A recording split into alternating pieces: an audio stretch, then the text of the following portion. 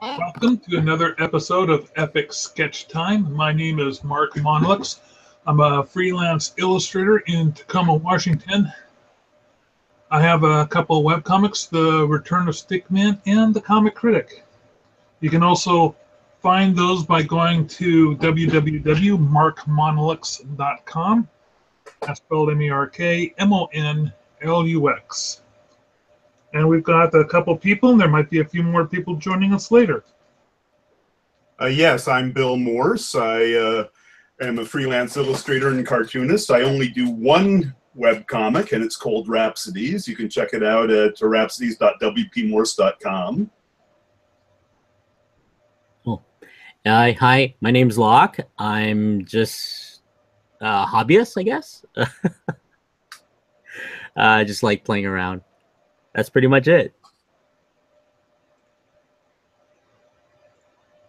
Locke, what are you working on tonight? I do my daily sketch, right? So I just decided to, this is just messing around, just drawing, my 1 hour of relaxing after a long day.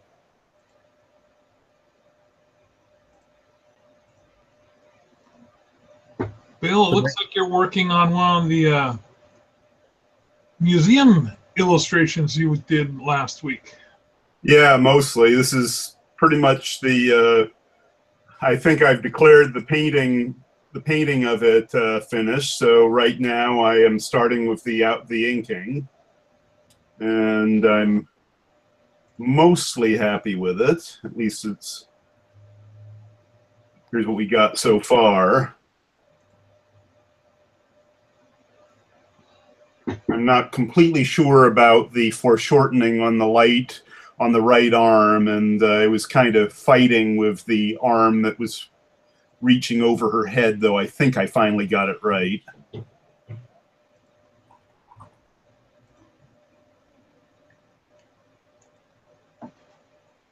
And so, with any luck, I'll have the black and white done by the time we quit.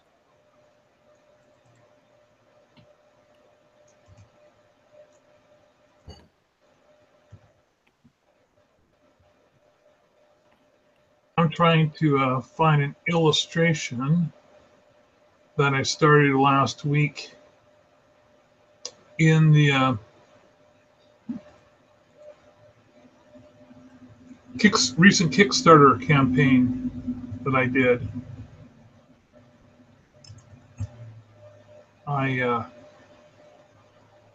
At a certain level, you could have monsters drawn on the Jokers of yourself as a monster. And one of my largest fans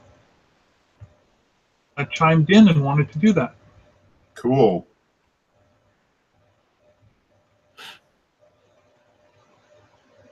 Now, if I can only remember the name of the file.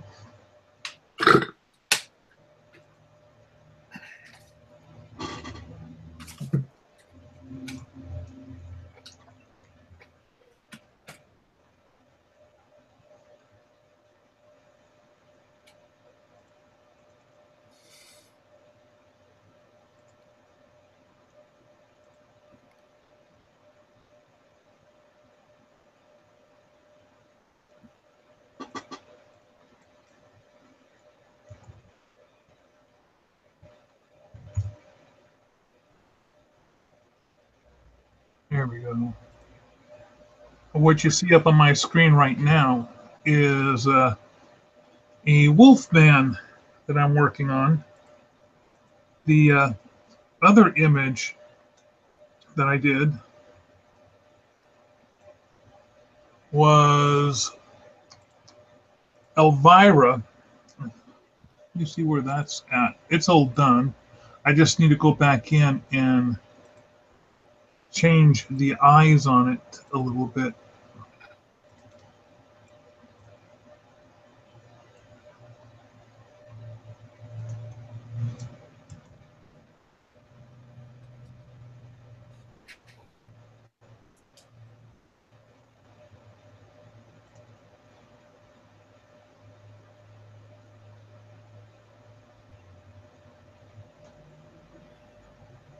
So here's my Elvira.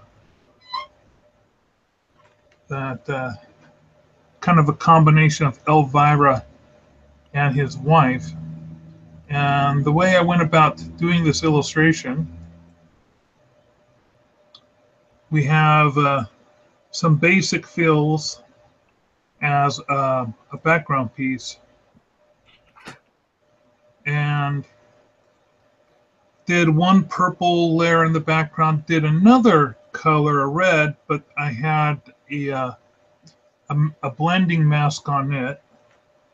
Then I have a layer that I'm flicking on and off. This is a darker skin tone. The way you've been doing this series, how much tonality are you doing? I thought you were, for the most part, going deliberately flat. Not too much, but for this, because of the flesh tones, and also like on this one piece right here, on her cheekbone, I made it 40%, 46%. This is a unique color. So it's a different hue than another color for her eyes. And then at that point, as you can see on the lips, it's really apparent there. Yes. But over on the right-hand side, you might see that I have both a tint and a tone layer. And these are, if I was to move this up to 100% white,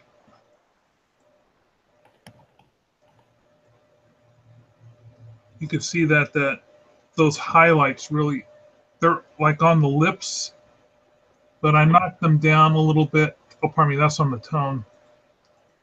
This is on the tint layer. This is the white. So I used a little bit of an airbrush tool just to highlight here. But if you were to look at the lips, having that white is just too garish. So I knocked down the opacity on that to about 60%. And as you can see with the tint underneath on the lips and on the underneath the teeth, there are other places where I added in the tone layer as well. Then over the top of that, a rich black for all the lines. I was pretty happy with that, how that came out. And because I did those key elements as their own hues on the layer by changing the opacity, I can get it just right on the final combination. But you're right, most of my other images tend to have more flat fills, like on this werewolf here. And I could have swore I was farther along on this than I was, but I guess I'd forgotten how little I'd gotten done. So I need that's going to be my project today. Oh, my monitor's acting up. So I'm going to have to switch back, restart my Wacom. Sometimes this happens. I have to restart my Wacom tablet, and then get my controls.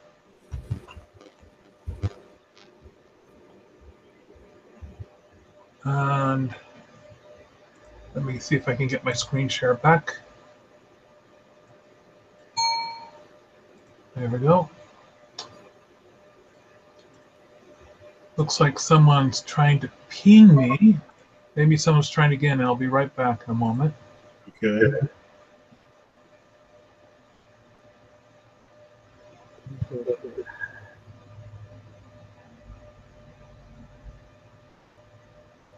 I've been I've been getting a lot of messages. What do you call it? From my Instagram account for people to say, "Hey, draw me some pictures, and I'll do a shout out for you because I have 300,000 followers." Yeah. I'll give you more exposure. And I'm like, yeah, okay. That's a mixed bag. I made the mistake of getting into a Facebook argument about copywriting when it comes to online memes. Right. and that one was one where I suddenly realized that no matter how much what I said wasn't going to get me anywhere. Yeah. The thing is, when people are telling you, "Oh, I'll put you out to my followers," how many of those followers are anything more than Fake. spam robots? Right? You need. Well, here's the thing, right? Algorithms, you know. Here's the thing. You can actually look at their profile, and you know, I noticed his profile. He has maybe like 5 posts, and he has like 300,000 followers, but the account is private. Right. So I'm like, that's kind of fishy, right?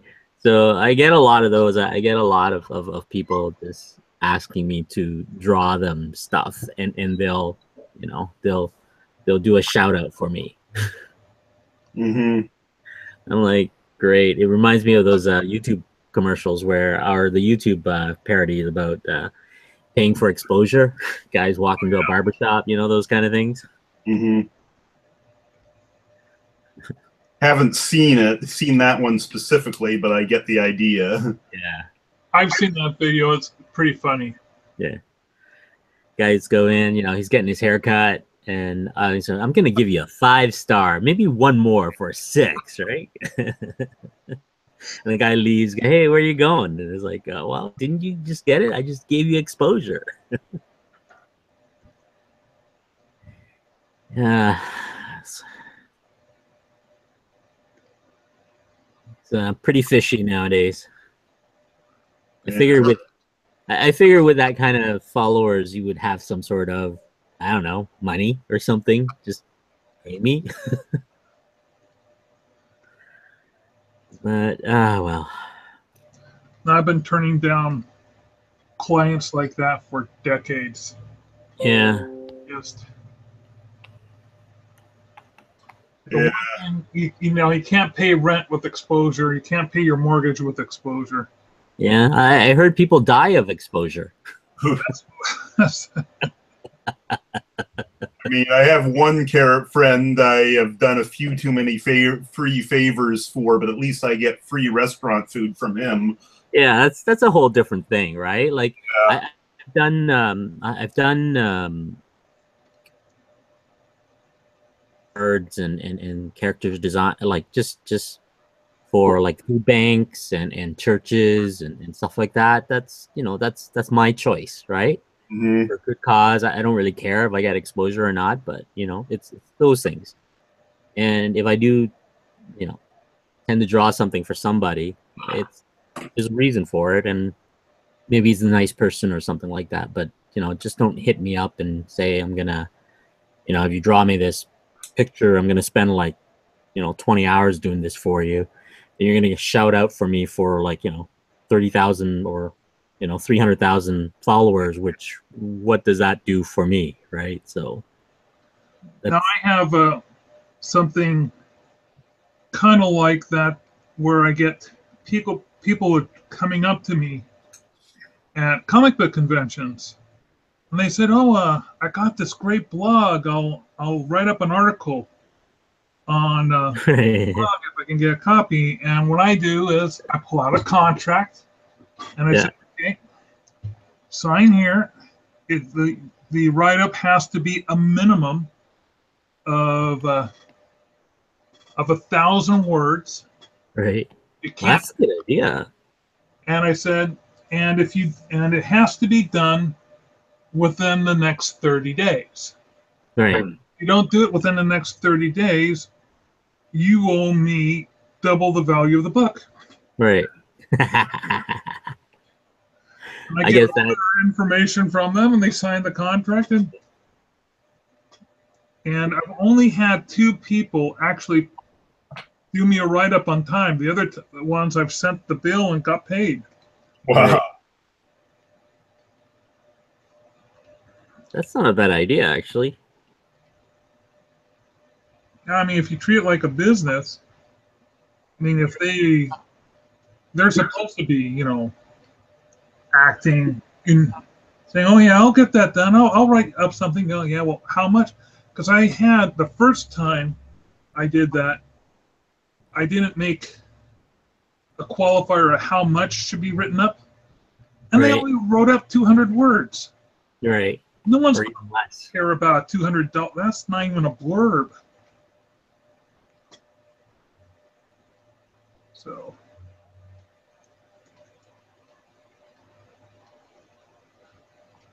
So I'm looking at these fingernails. I think I want to do those in kind of a dark blue or gray cast.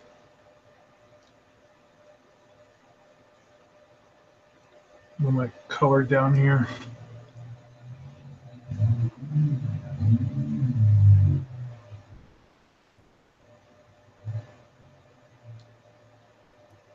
No, I just, I don't understand why people think art is one of those things where, I get approached for graphic designs and stuff like that too. And, we can't pay you now, but you're going to blah, blah. And I said, well, you don't do that at a restaurant, right? You don't do that at, you don't go to the, Walmart and you pick up something and walk out. Well, I can't pay you now, but, I'm going to, those kind of things. It's just, Yeah. And every time I go into that, I mean, it's amazing the amount of cluelessness. I mean, one time at Cartoonist Northwest, the cartoonist group, I'm in charge of at this very moment, and I'm giving this rant, and one of the people literally looks at me and says, "Bill, you're thinking of this as a business." I say, yeah. yeah. I mean, and I have so many friends who should know better who still give me the visibility argument. Right. I don't even give my relatives a deal. My siblings, my parents, they pay the same rate as everybody else. Mm-hmm. And I don't tend to do a lot of work for them.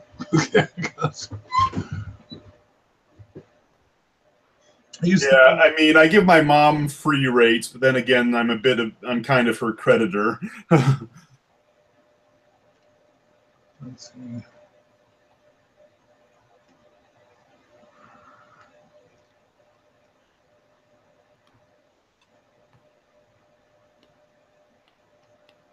So I'm looking at this. It's going to be mainly a dark blue background. I think I should probably go with more of a. I'm trying to decide if I should go with a kind of a burgundy colored shirt. I'd go with something cool. Perhaps perhaps cobalt blue. Oh, cobalt is too intense. But I think you're right. It should be a cool color.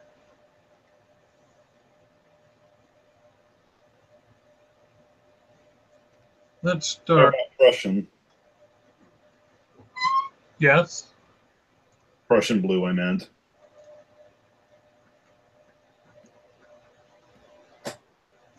I was about to say navy, but that generally, navy blue never really works for me.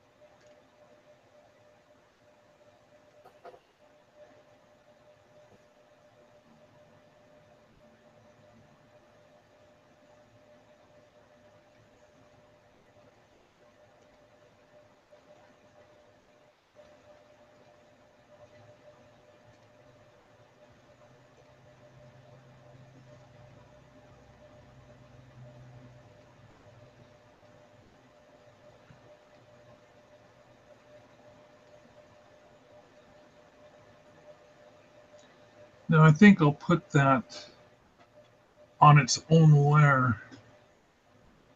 Undo those steps.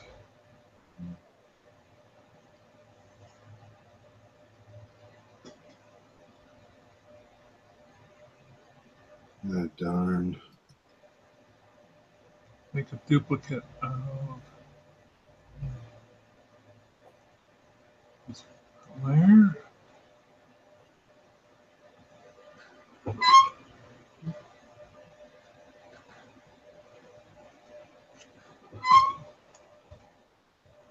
Shirt.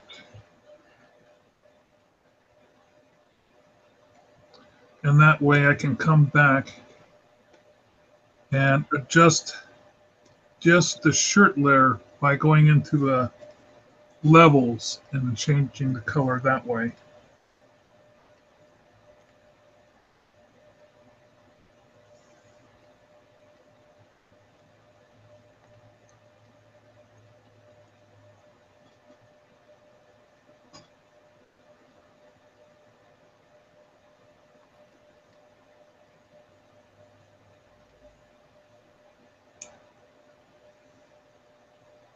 The illustration you're looking at right now is one I did last Friday for a client. They were having a penny war between departments where apparently people within a department, the more each penny is a point, it all goes to charity.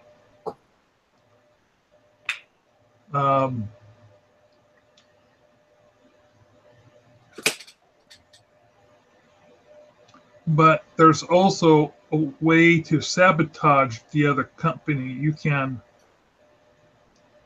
go in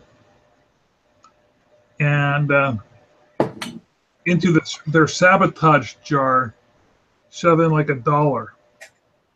And that means it counts against 100 pennies that they have. So they have to then I don't know. They had the strangest rules set up for this thing. Let's see, what is it?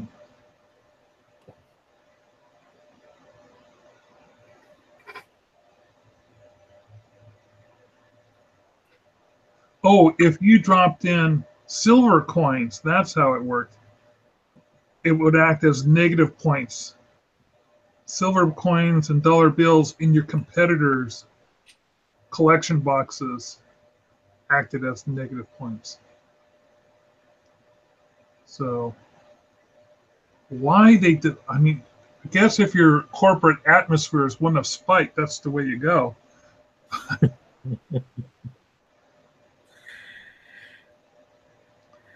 I think it's just good, clean fun, I guess. Now those purple fingernails look wrong. I think I need to make them a dark brown.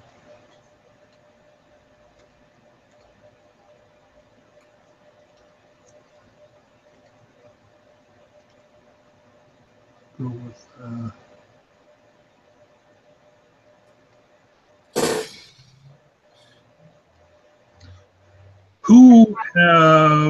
I saw Guardians of the Galaxy this weekend. Cool. Yeah. I pulled out my Zune.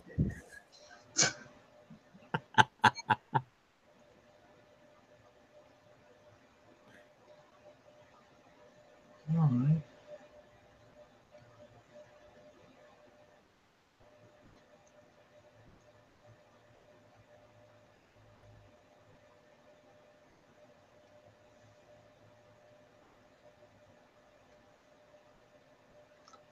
"300 songs." That's what the kids are using. Oh yeah. So amazing how they're making some of these old pieces that you've been listening to since you were 10 hip again.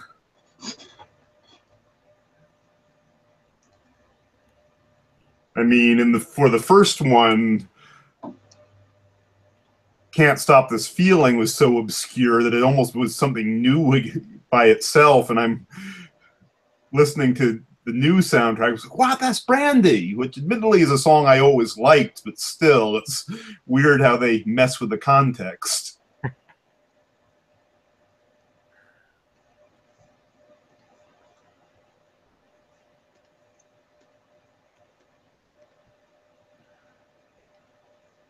So I was reading an article that one of the director of the film purposely picked some songs from his childhood Mm-hmm. that were relatively obscure, only pretty much popular in his neck of the woods. Right. A couple of one-hit wonders on the It's 5 soundtrack. o'clock. 5 o'clock. And on the soundtrack, there's actually one new written for the movie song.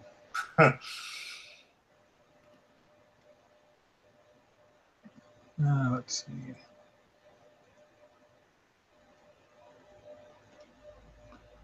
Go ahead and go into these eyes here and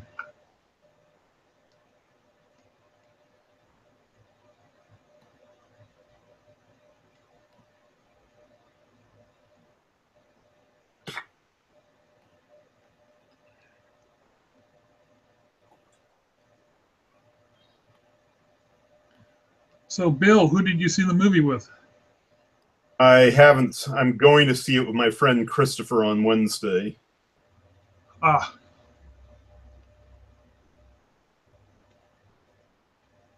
He's deliberately we deliberately waited on it because he doesn't like crowds.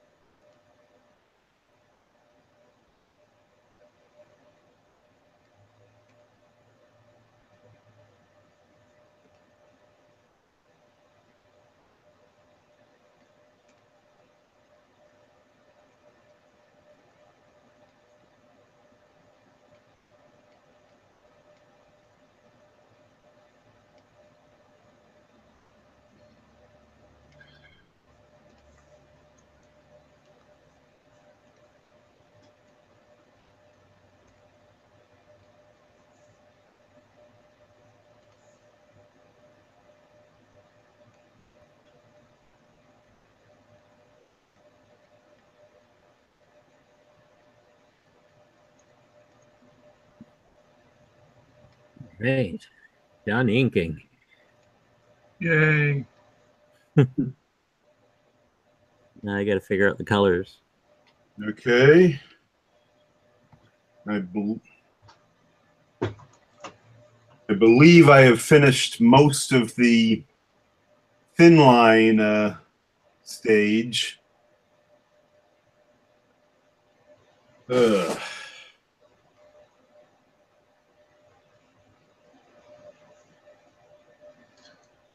So when I was at my parents the other day, I was, of course, helping them out doing things that they can't quite do because they're in their 80s, moving boxes around and taking things out of the attic area and lift. And well, my mom was actually the one that crawled up in the attic and was handing me things down. One of the things that she handed down to me was an item to get rid of, a K Pro 2. One of the first portable computers, if you call 30 pounds portable. Thing was like a heavy rock. But I told my mom that my wife at her office space, they're doing this,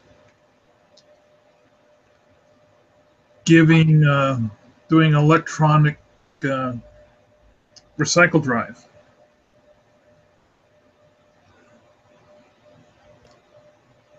Well, I thought, before I give this to my wife to take in, I'll just put it up on Facebook and see if any of my geeky friends might be interested in it.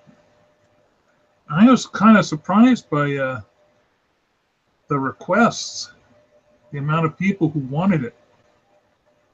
Yeah, it's starting to become a collector's item. That's what I got to do. I got these old Tanny 1000 computers or the IBM keyboards sitting around somewhere at my parents' place. And, you know, remember the serial ports and stuff like that? Yeah. Yeah, I got some friends at work who are like, okay, you bring me that. Because apparently there are people buying them left and right, gamers anyways. Using it on eBay. They love the mechanical keyboards.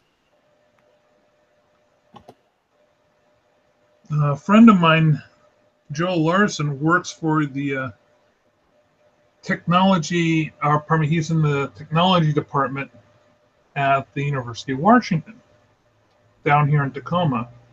And he wanted it for their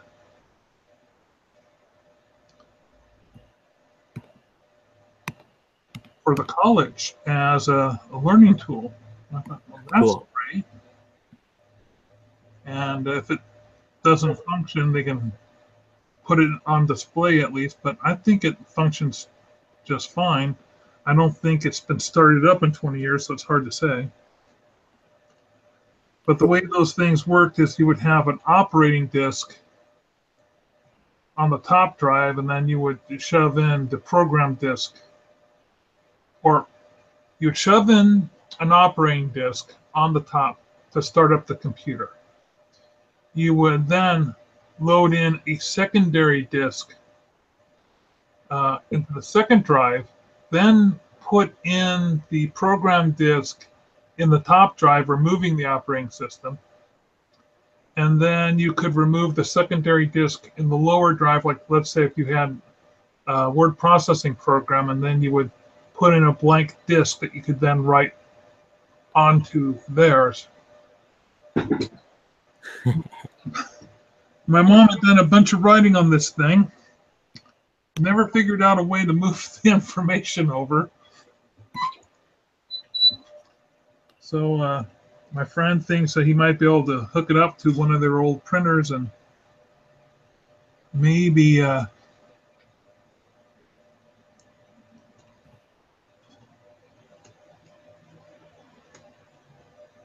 breathe some life back into those documents for her.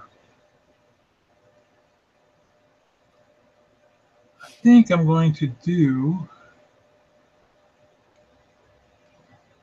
another layer that's nothing more than another hue of hair over the top that I can hit with levels, because I want to add a bit more depth to this thing.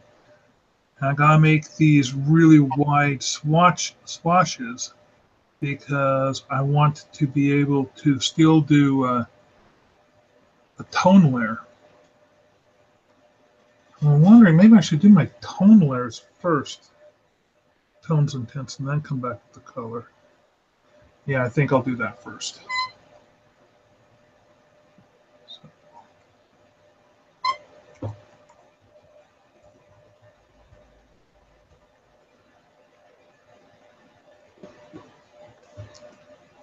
So on the tone layer, I go in and I make it a rich black, which means you make it not just black, but you add a little bit of cyan, a little bit of magenta, and a little bit of yellow. That puts in more color information underneath it. And when you do a CMYK break, it gives a richer tone. And by making that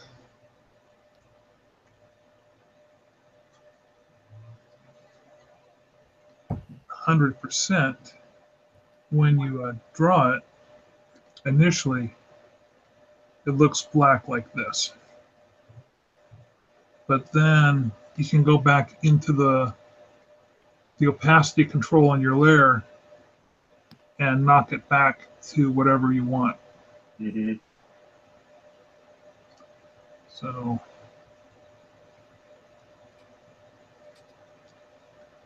I like doing that a lot.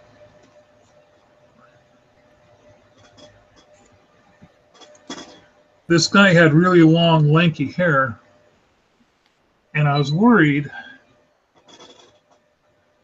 that he would look too much like a werewolf version of Trump. Weirdly, I can see that. I checked with him first. I said, "Hey, how's this look? I could comb the hair straight back more like a traditional werewolf," but he was fine with it. So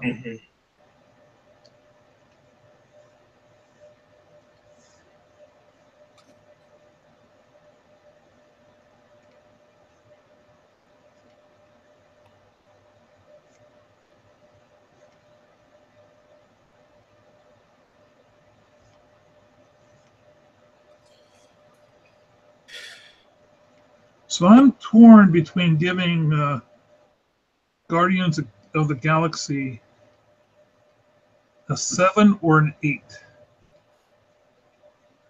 on my rating system. Another movie was fun. It wasn't anything spectacular. It felt like, this time's the theme of family. Well, They certainly went for a lot more sap. yeah. Yeah, I mean, the trailer looks like mostly fluff. I mean, albeit good fluff, but I'm waiting for Wonder Woman. That's for me. yeah, I'm hoping for the best on it. Considering DC's luck with movies these days, I am not optimistic, but I look forward to being proven wrong.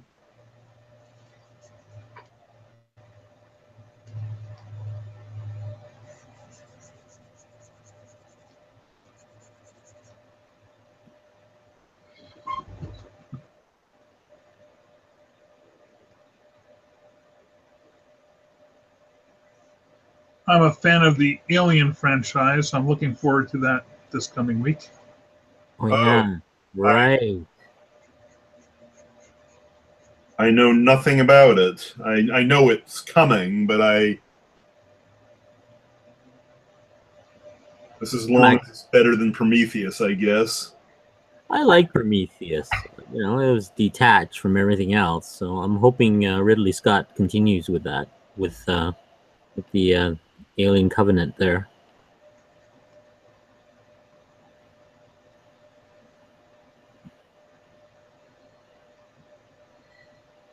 I'm waiting for Blade Runner.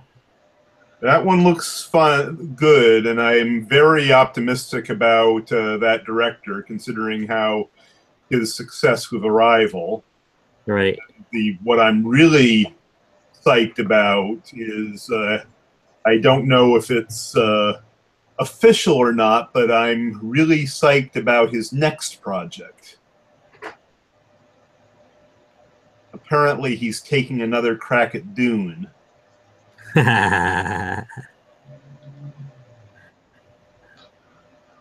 I heard a rumor that they were going to do another Stargate.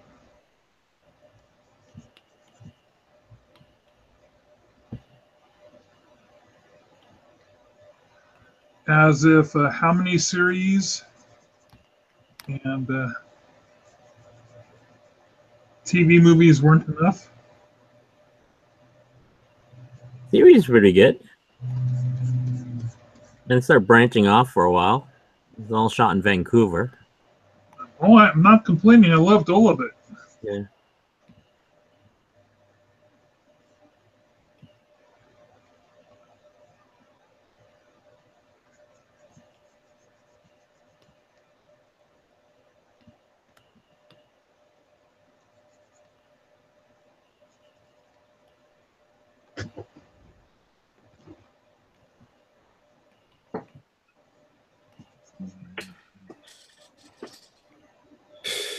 Right now, I'm in the middle of watching a Korean horror film called The Wailing.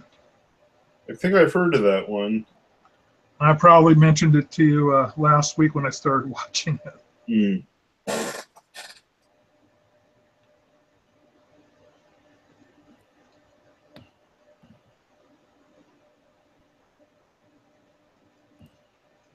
watch a little bit more each lunch break when I have some time.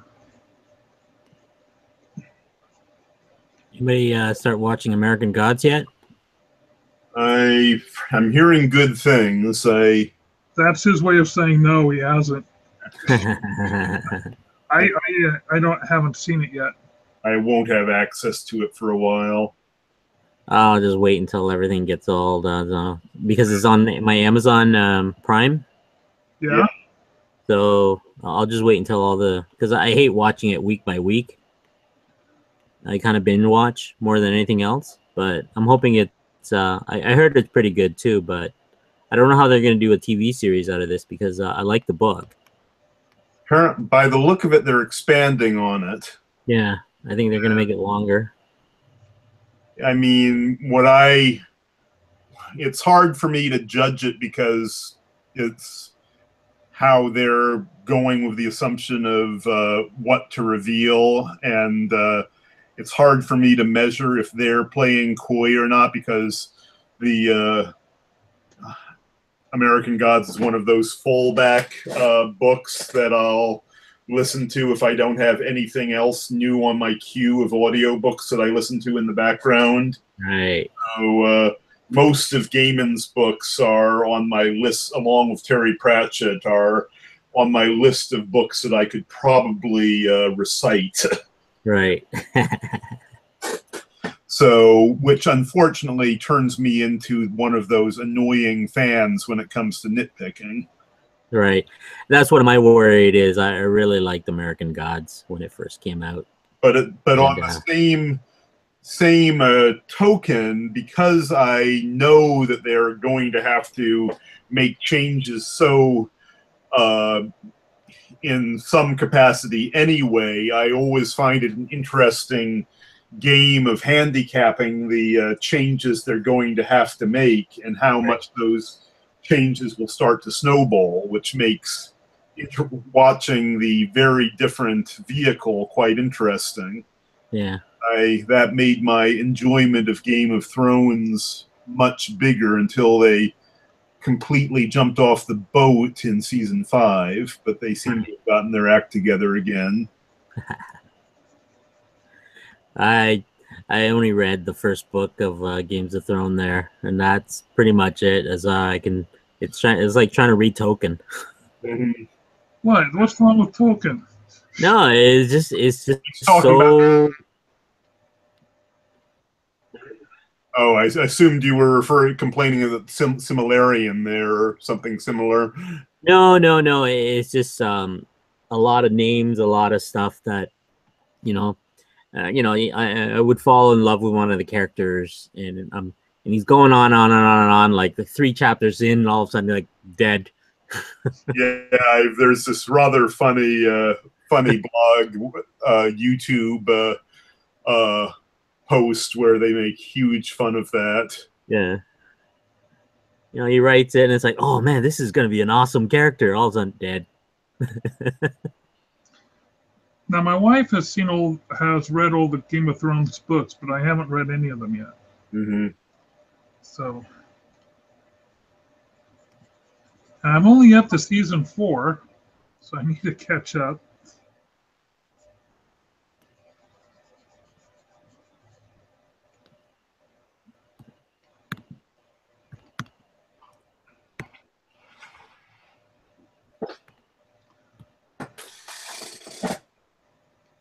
There we go.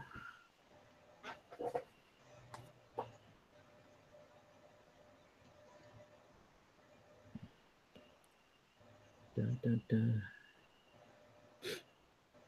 So I know you're working on a buffer of strips before your trip to visit your parents. Yep. How much of your buffer have you completed? I officially got it back to 2 weeks yesterday, and now that I thought of a pretty good storyline, I'm picking up speed at it.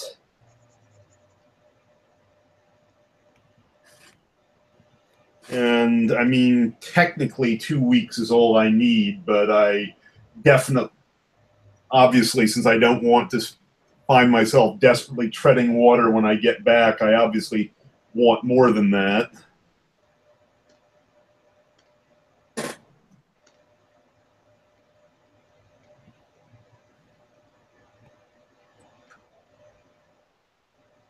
I'm thinking of taking a lot of my stuff that I've been doing for the past 3 years here, Yeah. and a lot of requests for prints of this. So I was thinking of making a series of these little 5x7s or something like that. How many of them do you have? I've been drawing almost every day for the past 3 years, so it's a Well, lot. if you've got 52 of them, put them on a deck of cards. Yeah, I was thinking about that, but right. But there's the other issue too. Is there's I say about like I don't know, 70% of it is mostly fan art Ah, that you got to be careful of. You know what I mean? Yes. A lot of the request is all the little Deadpool gags that I've done, where every one of my Deadpools, I put a chopstick in his fingers, or he's killing somebody with a pair of chopsticks or something like that, and a lot of Batman, a lot of and I'm just like, oh, right. I went through a whole month of doing skulls, so that's kind of cool. Like just doing just learning doing just basically like cell shading kind of color, you know what I mean? Just those kind of things, and I did a whole whack of this stuff, but then I'm waiting for the Upper Deck stuff to be released. The stuff I did commissioning for Upper Deck, and I'm hoping to get a little bit more from them. They're going to do I think they're going to do some sort of big launch. They sent me some interview questions, and I need to get myself like an 8x10 to them and the whole bit. So, so they're working on your bio blurb and stuff like that. yeah. I'm a what do you call it? Because I on Google Plus, I got over 60,000 followers or something like that. That's a lot. Yeah. How did you end up with that many followers on Google Plus?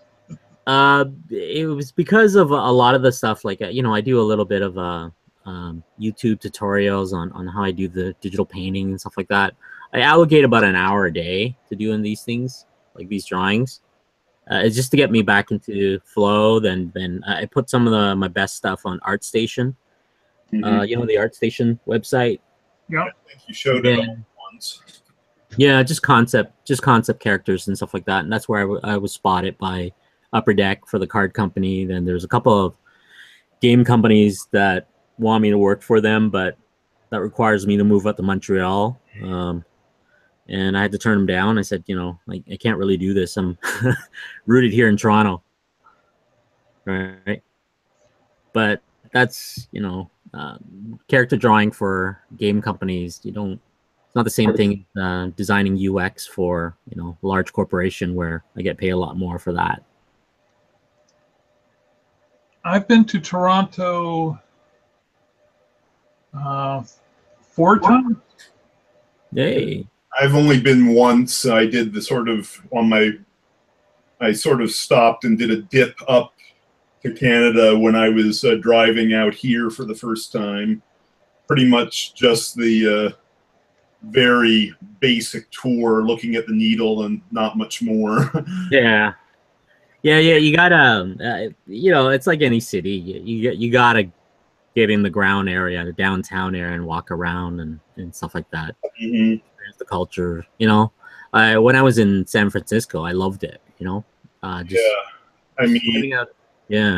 I'm afraid that most of what I know about Toronto is from watching Kids in the Hole, which is probably not a very flattering point of view.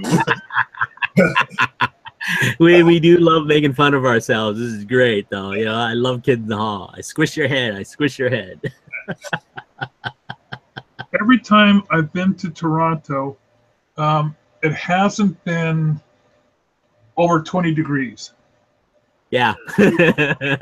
Whole business trips. One time it was below 20. And I'm like, oh, freaking hell. you know, the funny part is Toronto is a lot lower than something like Maine and around that area, right? Because we are really farther south. Yeah, but It's the lake that's causes it. Yeah, yeah, well, Maine gets all that warmish water from the jet stream. that's right. I mean, I'm not saying that Maine is that warm either, but but at the same token, Maine is parallel to Portugal. So what you gonna do? Yeah. But yeah, it's something you got to get used to. You know, like this past month alone is just, you know, you get the warm days and really, really cold nights. And you know, I've been sick a lot. My kid's been sick a lot. You know, that's pretty much like warm in the day and cold at night. So I'm just waiting for this weather to just go done with. Mm-hmm. Well, it'd be nice to visit Toronto when You got to come around August. inclined to step out of your you know, I'm usually in a hotel. I'm usually there Right. just for a couple of days to run an event. And when it's so freaking cold out, you know, Yeah. what I want to do is after the event, eat something really hot and go to sleep. You know,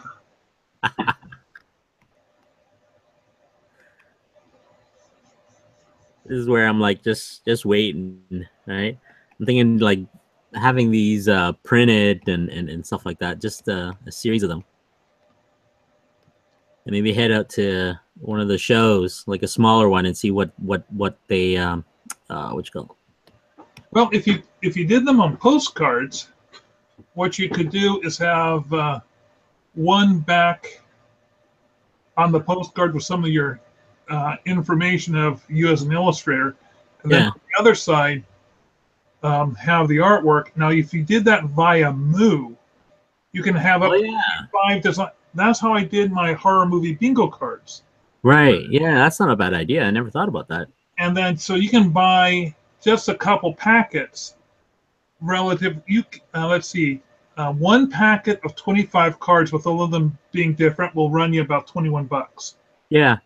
And then if you bought yourself 2 packets or even 3 or 4, the price starts going down, but you would then find out, okay, which ones are the ones that really sell, Right. and then, you know, start off with what have you, 70 by doing 3 different print runs of 25. Mm-hmm. Yeah. I was thinking of doing that, but I don't know how well these things will fly compared to something like Deadpool or Marvel characters and stuff like that. But again, I'm just because I worked in the entertainment industry, I'm really cautious because of that. All the NDRs and all the stuff I sign, right? Right. And the last thing you want to do is, get a reputation for a, Yeah. you know, I think maybe I just I don't want to use them as promotional piece either. That's what I'm afraid of is but I don't know. I've seen artists put up drawings in the back, but they don't sell the piece. You know what I mean? Yeah. Or maybe just sit at a show and do some commissioning or something. Like just fans yeah, or something. I know lots of people that sit at shows and do commissions, and that's all they do. Yeah. I have a friend named Travis Bundy. He's not known for working with any group other than his own publishing house, and Right. he charges, I think, $10 for something the size of a business card. Wow. $25 for something the size of a postcard. $75 for an 8.5 by 11, and $150 for 11 by 17. And he's got people lined up. And of course, he's doing the larger commissions first, and he mails off the other ones. Yeah.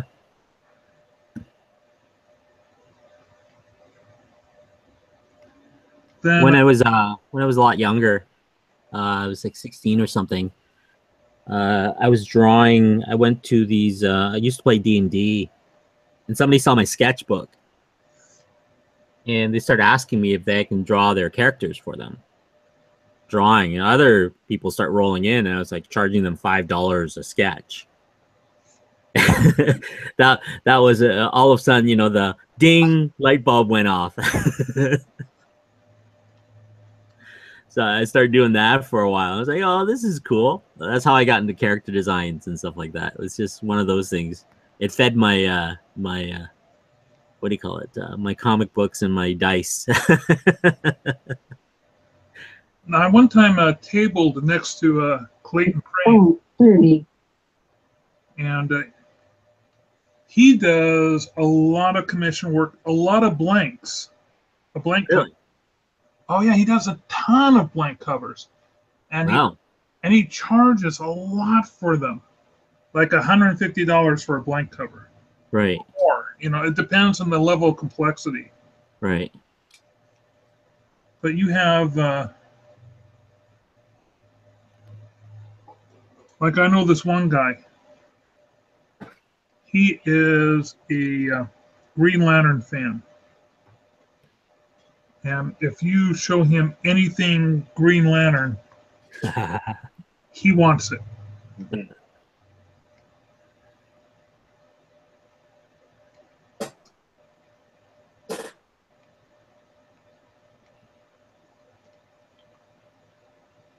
Okay. You guys do a lot of cons lately, or no? Or just Not I haven't done any cons so far this year. My next con will be at Rose in Portland, and I'm hoping that I'll have my cards done in time. I definitely will have my horror movie bingo cards already, but I'd like to have my my playing cards. But right. I'm waiting for a test pack to come up in the mail. Gentlemen, it has been a full hour of epic sketch time. Oh yeah. For people who are watching, you can join Epic Sketch Time. Go to the Google Plus community called Epic Sketch Time, or please send me a Twitter at Mark Monlux to be added to the invite list, and we'll send out an invite to you every Monday at 4:30 to come join us for another session of Epic Sketch Time. You'll have a good one. Yeah. Take it easy.